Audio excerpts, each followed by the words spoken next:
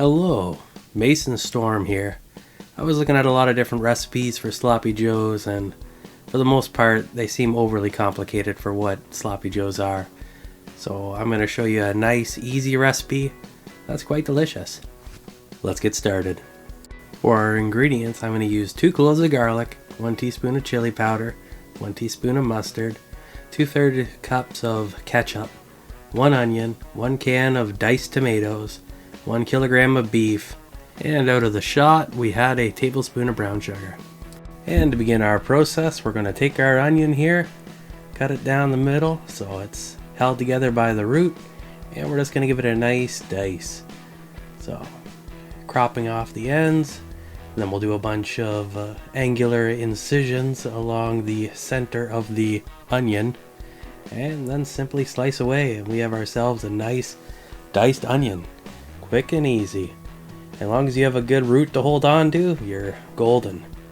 It's only difficult when you screw up the first cut and then you don't have any root to hold on, and it's a little bit difficult there.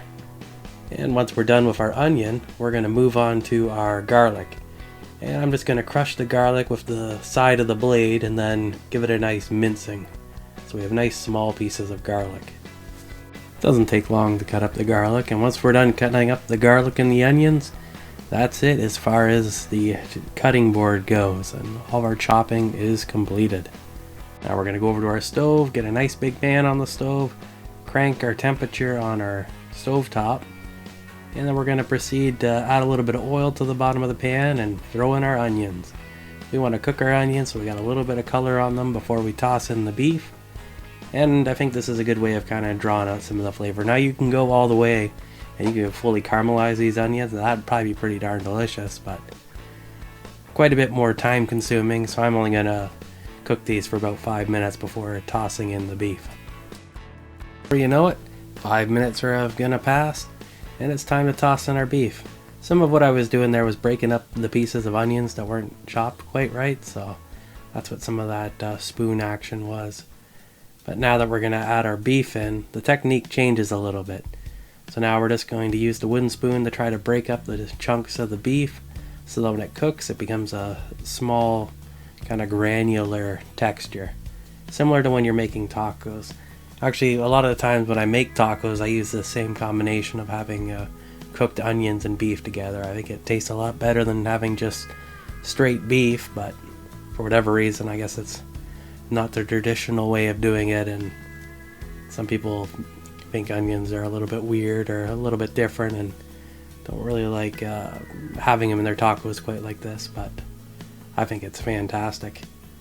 And before you know it, the beef is going to start changing in color. This is kind of the process of the browning of the beef, and then we can add in our garlic. We could have added our garlic in a little bit earlier, but having it in with the beef almost done I think usually works out pretty good, because you really don't want to overcook your garlic, because burnt garlic doesn't really taste the greatest, and having a little bit more fresh is good too. So now we just keep cooking this till all of our beef is browned, and then we can go on to doing some more exciting things to complete our sloppy joes. To begin the process of making our ground beef sloppy, we're going to add in our tomato sauce, and then we're going to add in our ketchup, and then follow that up with our different sets of spices, with the mustard and the chili powder and the brown sugar, if that is considered a spice. A lot of people really like sweet versions of sloppy joes. This isn't the sweetest version of it. A lot of the different recipes like to use 1 tablespoon of brown sugar for 1 pound, and we're doing a kilogram, which is basically 2 pounds, so they have twice as much sugar in it than mine does. And I thought this was definitely sweet enough, so I kind of imagine what it would be like with double the sugar. It would probably be far too sweet then, but maybe that's just me. Once all the fun stuff is added to it, we just kind of let it cook down for a little bit. It's going to get more juicy at first, and then it will kind of dry up as we go. It's called sloppy joe, so you don't want to completely dry it out, so you got to have a little bit of juice in it yet. So there's always that. But as far as how much juice you want in it, technically speaking, you can have it at any point. once all the beef is brown, because that's already kind of cooked in. And if you cook it for a few minutes, the tomatoes are all kind of cooked then as well. So you can really have it as sloppy as you want, or more dry if you prefer. My recommendation is to have it on a toasted bun, but don't over toast the bun, because then it's kind of like a cracker, and that's not really the angle you're supposed to go with